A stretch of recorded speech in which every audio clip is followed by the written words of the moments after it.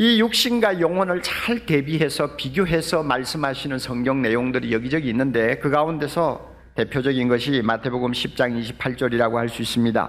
예수님께서 이렇게 말씀하세요. 몸은 죽여도 영혼은 능히 죽이지 못하는 사람들을 두려워하지 말라.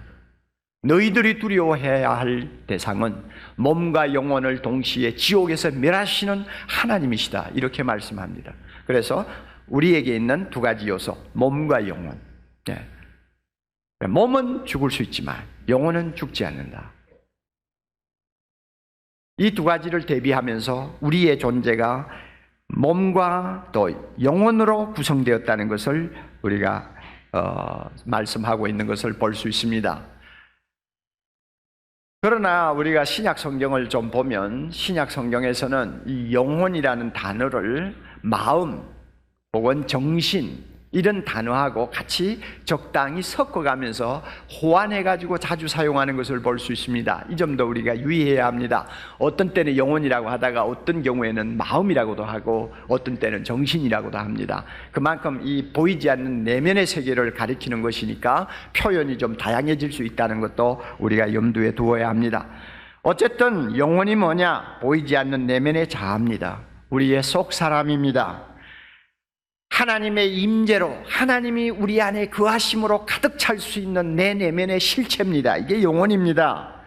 하나님과 만나는 가장 적합한 장소입니다. 이것이 영혼입니다. 찬양과 감사와 기쁨이 충만하여 하나님께 거룩한 제사를 드릴 수 있는 우리 내면의 깊은 곳에 있는 지성소입니다. 이것이 우리의 영혼이요. 그리고 경우에 따라서는 하나님을 사모하고 사랑하고 갈망하는 우리의 내면의 자아인데 이게 영혼이요. 그래서 시편 42편 1절 보면 영혼의 갈망이 나오지 않습니까? 하나님이여 사슴이 시냇물을 찾듯이 내 영 찾기에 사슴이 시냇물을 찾기에 갈급함같이 내 영혼이 주를 찾기에 갈급하나이다. 영혼이 주를 찾기에 갈급하나이다. 하나님을 찾아 갈망하는 내 내면의 자아, 이게 바로 영혼이라고 말이에요. 어떤 때는 엄청난 에너지가 분출되는 내 힘의 원천이라고 말할 수 있습니다. 이게 영혼이요. 경우에 따라서는 심오한 고뇌와 고통과 갈증과 갈급함을 느끼면서 몸부림치는 내 내면의 자아, 이게 영혼입니다. 이게 영혼이에요. 여러분, 이 영혼이 나에게 있음을 믿습니까? 예, 우리 영혼을 갖고 있어요. 이게 영혼이에요. 그런데 세상 사람들을 보면 일반적으로 이 영혼에 대해서 관심이 없어요. 자기에게 영혼이 있느냐 없느냐에 대해서도 전혀 관심이 없는 것처럼 보입니다. 그들의 관심은 몸이요, 육신이요, 육신의 건강이요, 만사의 형통해서 세상에서 그저 행복하게 성공하면서 사는 거예요. 이게 세상 사람들이 가지는 궁극적인 관심사예요. 그들에게 물어보세요. 영혼에 대해서 신경 좀 쓰는 것이 있는가? 쓰는 거 없어요. 몸에 대해서는 얼마나 비상한 관심을 갖습니까? 이게 나쁜 것은 아니죠. 우리가 몸을 가지고 세상을 살아야 하니까 건강해야죠. 그렇지만 참 육신의 건강에 신경 쓰는 것 10분의 1만 우리의 영혼에 대해서 관심을 써도 세상 사람들이 아마 모습이 달라질 거예요. 그 대표적인 인물이 성경에 등장합니다. 예수님께서 비유해서 말씀하셨죠. 어리석은 부자요. 젊습니다. 건강합니다. 손을 대는 것마다 재산이 푹푹 불어납니다. 농사를 지으면 다른 사람보다도 2배, 3배 수확을 합니다. 그냥 복이 터졌어요. 그래가지고 창고를 짓고 그저 있는 곡식들 쌓을 만큼 다 쌓아놨습니다. 아침 저녁 한 번씩 나가서 둘러보는 것만 해도 배가 불러요. 너무나 행복해요. 그래서 어느 날 저녁에 자기 혼자 이런 소리 했죠. 내 영혼아, 여러 해 쓸 것을 많이 쌓아두었구나. 이제 평안히 쉬자. 먹고 마시고 즐기자. 그랬어요. 이 사람은 영혼에 대해서 관심이 없어요. 이름은 내 영혼아 했지만 영혼에 대해 관심이 없어요. 왜? 먹고 마시고 즐기면 영혼이 저절로 잘 될 줄 알았어요. 그러니까 몸만 잘 위하면은 영혼은 절로 따라온다고 생각을 했습니다. 세상 사람이 이렇게 살고 있어요. 그런데 이 부자를 향해서 주님이 뭐라고 하셨어? 이 바보 같은 자야, 어리석은 자야, 오늘 밤에 내가 내 영혼을 부르겠다. 그렇다면 네가 쌓아놓은 것 다 네 것이 되겠느냐? 그렇죠? 영혼에 대해서 관심을 가져야 될 인간이 영혼을 무시하고 사니까 나중에는 너무나 바보 같은 종말을 맞이하게 되는 것입니다. 우리 주변에 보면 이런 사람들이 한두 명이 아니에요. 예수 믿는 우리는 어떻습니까? 원래 우리의 영혼은 죄로 오염되어 가지고 병들어 있었습니다. 우리의 영혼은 하나님과 만나는 내면의 처소입니다마는 죄로 인해서 병들고 부패해 가지고 하나님을 만날 수 없는 형편없는 모습이 되어 있었습니다. 그러나 예수 믿자마자 하나님께서는 예수의 피로 우리의 모든 죄를 씻어주시고 성령을 우리에게 주셔서 우리의 망가진 영혼의 기능을 다시 회복시켜 주셨습니다. 할렐루야. 그래서 우리의 영혼은 정상을 찾았어요. 예수 믿습니까? 여러분의 영혼은 정상입니다. 기능을 다시 회복했어요. 그래서 우리의 영혼이 우리 존재의 가장 중요한 위치에 서게 되었습니다. 따라서 예수 믿는 사람은 영혼이 병들면 모든 존재가 흔들리게 되어 있습니다. 세상 사람에게는 그런 일이 없어요. 영혼이 병들었든지 영혼이 휘청거리든지 이거 상관없어요. 그들은 육신적으로만 잘 되면 돼요. 그러나 예수 믿는 사람은 영혼이 조금이라도 이상이 생기면 내 존재가 흔들려요. 이것을 느끼지 못하면 그 사람은 중생받은 하나님의 자녀가 아닙니다. 영혼이 제대로 기능해서 영혼이 제대로 건강해서 하나님과 올바른 관계를 유지할 때만이 우리의 존재가 행복해질 수 있고 우리의 삶이 정상 궤도를 달려갈 수 있는 것입니다. 이만큼 예수 믿는 사람에게 있어서 영혼은 중요한 위치에 있습니다.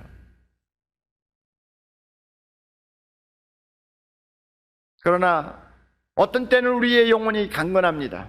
그러나 어떤 때는 우리의 영혼에 이상이 생길 때가 있습니다. 세상에 살기 때문에 그래요. 육신을 입고 살기 때문에 그래요. 그러므로 우리가 자주 내 영혼이 강건한가, 내 영혼이 잘 되고 있는가 가끔 진단하면서 우리 자신을 돌아보아야 합니다. 여러분 영혼이 건강합니까? 여러분의 영혼은 이상이 없습니까? 한번 진단해 볼까요? 세 가지를 놓고 잠깐 한번 진단해 봅시다. 자기의 영혼을 한번 진단해 보자고요. 첫째로요, 하나님 자신을 즐거워하는지를 한번 체크해 보세요. 내가 하나님을 즐거워하면 내 영혼은 건강합니다. 그러나 하나님을 내심으로 즐거워하고 그와 동행하기를 좋아하지 않는다면 내 영혼에 이상이 지금 생기고 있다 하는 것을 우리가 인정해야 합니다. 우리가 잘 아는 바와 같이 에덴 동산에서 아담과 하와가 행복한 나날을 보낼 때는 하나님과 매일 만났잖아요. 그들에게는 하나님 자신이 제일 즐거움이었고 행복이었어요. 하나님이 다가오시는 음성만 들리면 아담과 하와는 어린애처럼 달려가서 하나님에게 안겼죠. 그것이 에덴 동산의 행복이었어요. 그러나 마귀의 유혹을 받아서 두 사람이 죄를 용납하자마자 선악과를 따먹고 나자 영혼이 오염되어 버렸어요. 영혼에 이상이 생겼어요.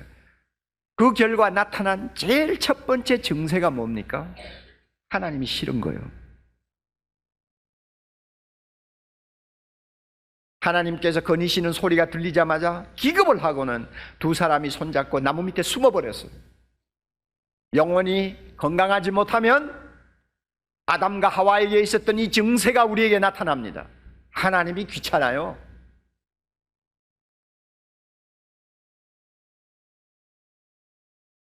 여러분 예배 보기를 기뻐합니까? 오늘 주일날 예배 드리기 위해서 여러분이 일찍부터 준비해가지고 참 불편을 무릅쓰고 막 달려와서 주차도 편하지 못한데 여러분이 그래도 차를 대놓고 달려와서 예배에 앉았지 않습니까? 이것은 왜 우리가 이 자리에 모였는지 너무나 자명합니다. 하나님이 좋아서 모인 겁니다. 할렐루야.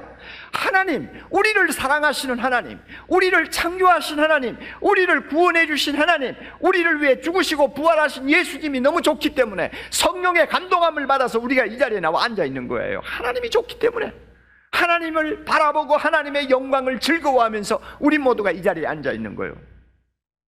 그러므로 영혼이 건강한 사람은 예배를 사모합니다. 건강한 사람이 왜? 하나님과 즐거워하기 때문에 그래요. 영혼이 건강하면 기도하기를 좋아합니다.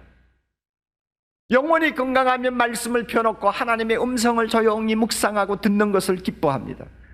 영혼이 건강하면 항상 마음속에 하나님을 모시고 살면서 하나님과 깊은 교제를 나눕니다. 이 건강한 영혼이에요. 그러나 놀랍게도요, 예수 믿는 분들 가운데서 많은 분들이 하나님을 이렇게 즐거워하지 못하는 것 같습니다.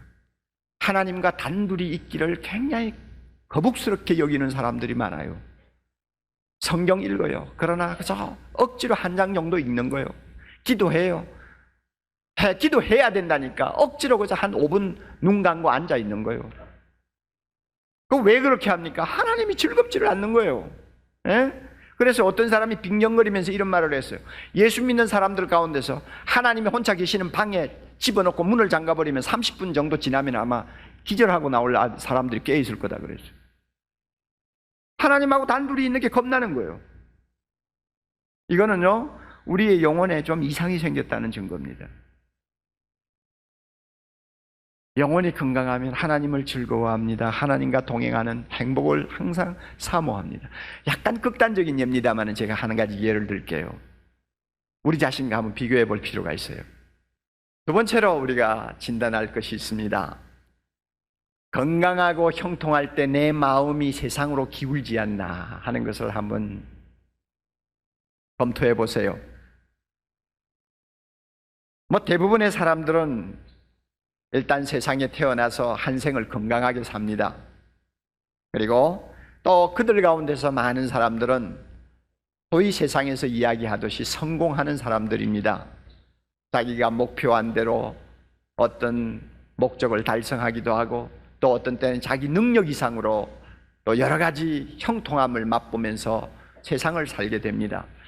또 이상하게 예수 잘 믿는 사람 가운데서 하나님이 복을 주셔서 건강도 하고 또 가정도 평안하고 하는 일마다 형통해서 하나님이 참 보시기에 좋은 사람들도 있습니다. 그런데요, 이렇게 젊고 건강하고 형통할 때 내 마음이 세상으로 기울지 않나 한번 잘 보세요.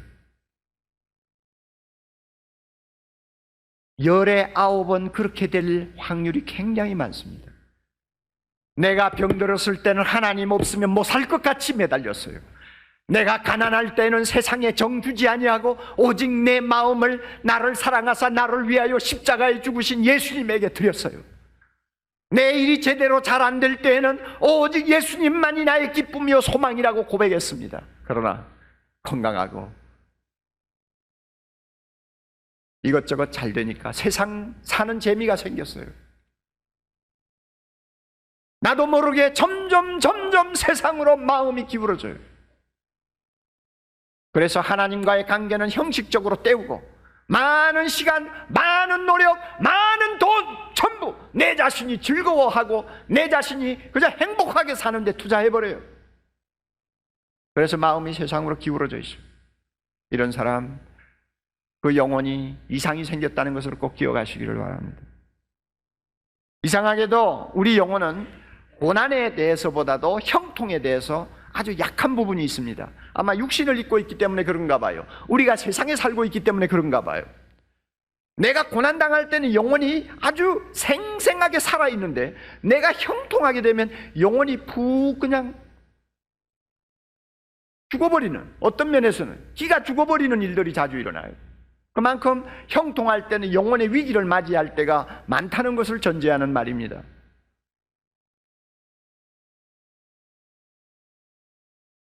그래서 그런지 디모데전서 6장 10절 이하에 보면 돈 많이 벌고 세상적으로 참 행복하게 사는 사람들을 경고합니다. 왜, 뭐라고 경고합니까? 돈은 벌면 벌수록 돈을 더 사모하게 된다고 합니다. 나중에는 잘못하면 믿음에서 떠나버린다고 말합니다. 그리고 결국은 하나님보다 재물에 소망을 두고 사는 타락한 인간이 되기 쉽다고 이야기합니다. 이만큼 위험한 거예요. 내가 건강하고 내가 잘되고 출세하고 돈 모으고 하면 그만큼 위험해지는 거예요. 이럴 때 내 마음이 하나님에게서 세상으로 기울어진다고 느끼면 벌써 이상 신호가 오는 것임을 알아야 됩니다. 빨간불이 영혼에 켜이고 있다는 것을 알아야 합니다.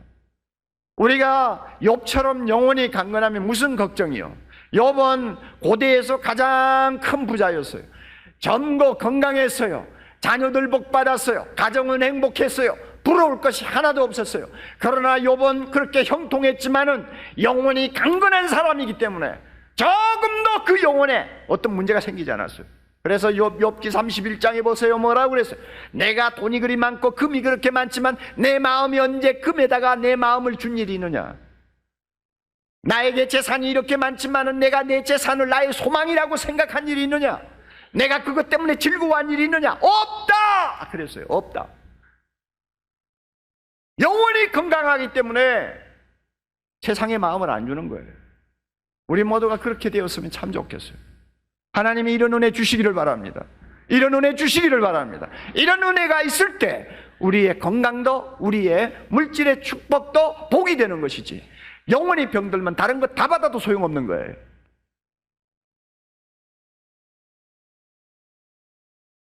또 하나 우리 검증해 봅시다. 인생의 풍랑을 만났을 때 내가 어떻게 반응하느냐를 보면 내 영혼이 강건한지 아니한지를 알 수가 있습니다. 누구나 한 세상을 살아갈 동안 풍랑을 만나게 되어 있습니다.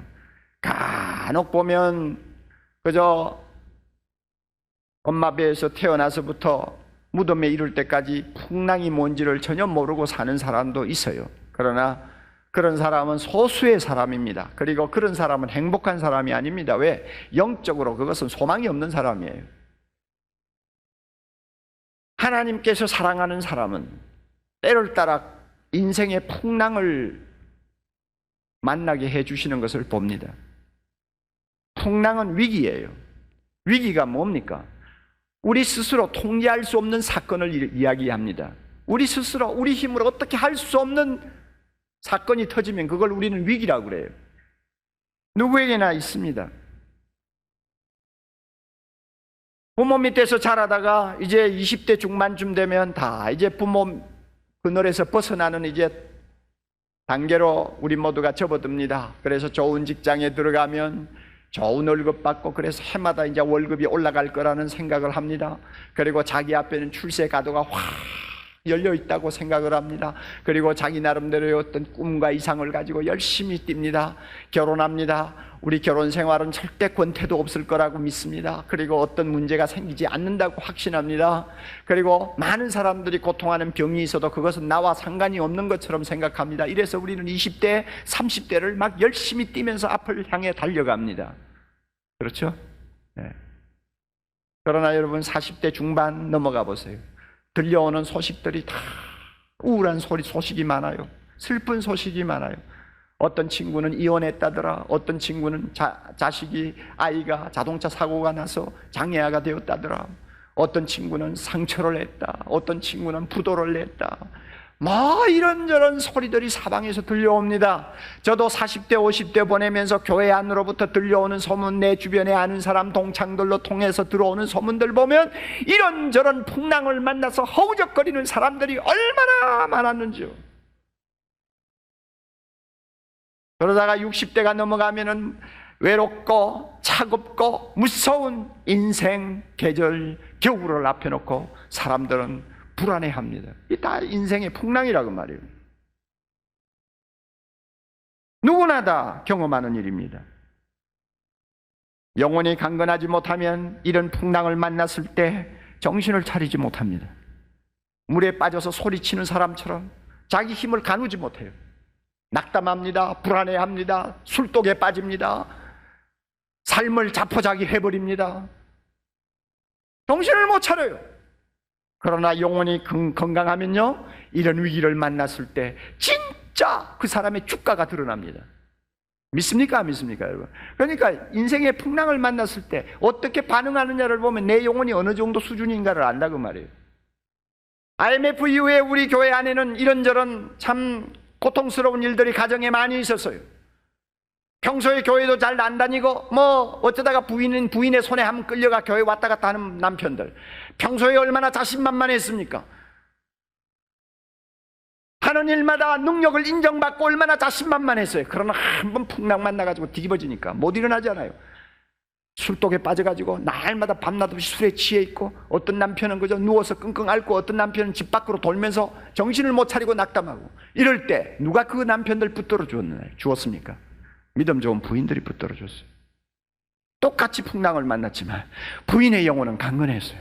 그러므로 남편 붙들고 희망을 갖게 했어요. 남편을 위해 기도해 주었어요. 남편에게 그런 위기가 우리를 망하게 할 수 없다. 왜냐하면 우리의 하나님 아버지가 우리 가정의 주인이시다 하면서 남편을 격려하고 그 영혼을 흔들어서 깨어나도록 만들었어요. 누가 그렇게 했어요? 부인들이 그렇게 했어요. 심지어 믿음 좋은 중고등부 어린 자녀들이 실망하고 있는 아빠를 보고, 아빠 너무 걱정하지 말아요, 우리가 기도하고 있어요, 하나님이 우리 기도를 들어주실 거예요 하면서 오히려 자기 아빠를 붙들어 주었어요. 왜냐하면 믿음 좋은 자녀들의 영혼이 강건하기 때문에 위기에서 그 빛을 발하는 것입니다. 그렇잖아요, 여러분.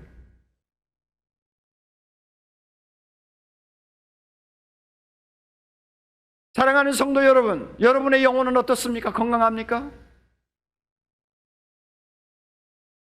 하나님을 정말 즐거워하세요? 아무리 세상적인 것 잘 때어도 마음이 세상으로 기울어지지 않고 항상 하나님을 향해 있습니까?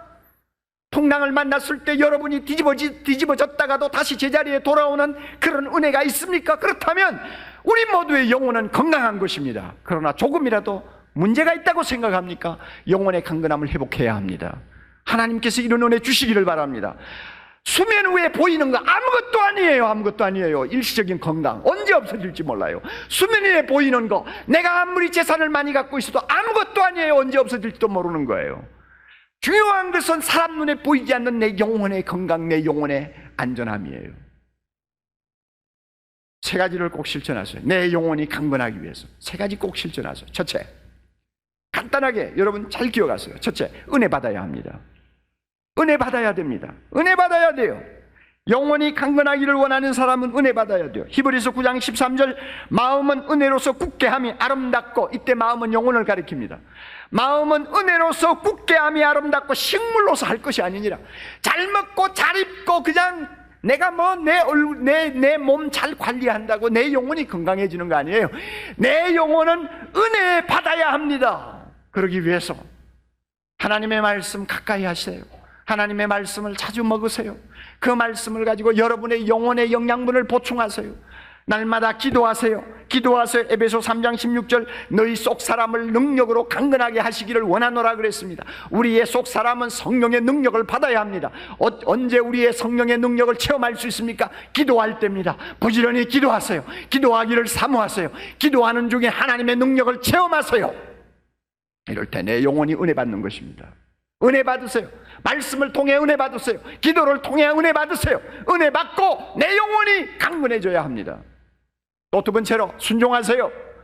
아무리 여러분 교회를 열심히 드나들어도 순종 안 하면 안 됩니다. 순종은 내 영혼의 근육이에요. 팔을 열심히 많이 놀리면서 일하는 사람은 근육이 붙지 않아요. 내가 하나님의 말씀을 잘 순종하면 내 영혼의 근육이 붙어 힘이 생겨요. 가이오, 오늘 우리가 읽은 본문의 주인공 가이오, 그는 진리 안에서 행하는 사람이라고 칭찬을 받았습니다. 왜 그 영혼이 잘 된다고 요한이 칭찬했느냐? 진리 안에서 순종하는 삶을 살았기 때문입니다. 그 당시에 무전여행을 하면서 복음을 전하는 전도자들이 많았어요. 그 전도자들이 찾아오면 그들을 먹여야 되고 재워야 되고, 그 보통 귀찮은 일이 아닙니다. 그럼에도 불구하고 가이오는 아무것도 몸에 걸치지 아니하고 돌아다니면서 복음 전하는 이 전도자들을 위해서 뒤에서 뒷바라지를 했어요. 사랑을 실천했어요. 그래서 가이오는 진리 안에서 행하는 자라고 칭찬을 들었습니다. 순종했어요. 여러분, 우리 모두가 순종해야 합니다. 순종해야 내 영혼이 강건해집니다. 순종하지 아니하는 사람 절대로 영혼이 강건할 수가 없습니다. 끝으로 싸워야 합니다. 싸워야 돼요. 우리에게는 영적 싸움이 있습니다. 우리의 영혼을 우리 영혼의 힘을 빼고 우리로 하여금 덫에 걸리고 실패하도록 만들기 위해서 눈에 보이지 않는 사탄과 악령들이 수시로 우리를 시험하고 우리를 공격합니다. 이 영적 싸움에서 이겨야 합니다. 싸워 이겨야 합니다.